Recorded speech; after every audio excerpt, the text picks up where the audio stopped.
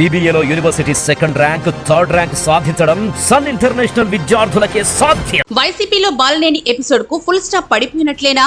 ఆయన వద్దనుకున్నారా, జగనే వద్దన్నారా అన్న విషయంలో సందేహాలుంటే ఉండొచ్చు, కానీ బాలినేని వైసీపీకి గుడ్ బై చెప్పడం మాత్రం ఖాయమైపోయింది. తాను వైసీపీని వీడేందుకు నిర్ణయించుకున్న విషయాన్ని స్వయంగా బాలినేని తన అనుచరులకు చెప్పేశారు. దీంతో ఇహనో ఇప్పుడు ఆయన వైసీపీకి రాజీనామా చేయడం ఖాయం. అసలు వైసీపీలో బాలినేని గత 3 ఏళ్లుగా హాఫ్ రెబల్ గానే కొనసాగుతున్నారు. ఇటు బాలినేనికి అటు వైసీపీ అధినేతకు కూడా పరస్పర అవసరాలున్నాయి. పైబెచ్చు ఇరువురు బంధువులు కూడా. అయినా బాలినేనికి పొమ్మనకుండా పార్టీలో పొగబెట్టడం అన్నది గత కొన్నేళ్లుగా నిరాటంకంగా సాగుతూ వస్తోంది. ఇది ఎప్పుడు మొదలైందంటే జగన్ తాను అధికారం చేపట్టిన తర్వాత దాదాపు 3 ఏళ్లకు మంత్రివర్గాన్ని పునర్వ్యవస్థీకరించారు. ఆ పునర్వ్యవస్థీకరణలో బాలినేని మంత్రి పదవి నుంచి తొలగించారు.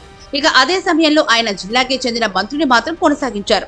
ఇది బాలినేనిలో అసంతృప్తిని బీజం వేసింది. అప్పటి నుంచి ఆయన పార్టీ అధినేత జగన్ కు పంటి కింద రాయిలా, చెవిలో జోరీగలా ఇబ్బందులు పెడుతూనే వచ్చారు. అయితే జగన్ పొమ్మన్న ప్రతిసారి బాలినేని చూరు పట్టకు వేలాడారు. అలాగే బాలినేని పార్టీకి గుడ్ బై చెప్తానంటే అల్టిమేటం ఇచ్చిన ప్రతిసారి జగన్ తాడేపల్లి ప్యాలెస్ కు పిలిపించుకొని బుజ్జగించారు. ఎందుకంటే బాలినేనికి ప్రకాశం జిల్లాలో గట్టి పట్టే ఉంది. ఇక బాలినేని ఎందుకు పార్టీని బదలకుండా వేలాడారంటే ఆయన్ను మరే రాజకీయ పార్టీ చేర్చుకునే అవకాశాలే లేవు. దీంతో బాలినేని జగన్ మధ్య ఇన్నేళ్లు టామ్ అండ్ జెర్రీ ఆట సాగుతూనే వచ్చింది.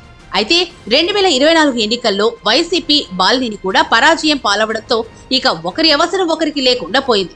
మరో 5 ఏళ్ల వరకు ఎన్నికలు లేకపోవడంతో బాలినేనికి వెంటనే రాజకీయ ఆశ్రయం దొరికి తీరాల్సిన పరిస్థితి కూడా లేకపోవడంతో ఆయనక వైసీపీకి గుడ్ బై చెప్పడమే మేలు అన్న నిర్ణయానికి వచ్చేశారు.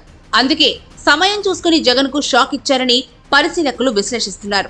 అయితే పార్టీలోనే ఉంటూ రోజుకో విమర్శ, పూటకో డిమాండ్ తో ఉక్కిరిబిక్కిరి చేస్తున్న బాలినేని పార్టీ నుంచి ఎగ్జిట్ అవ్వడంతో జగన్ కూడా హమ్మయ్య అనుకునే పరిస్థితి ఉందని వైసీపీ వర్గాలే అంటున్నాయి.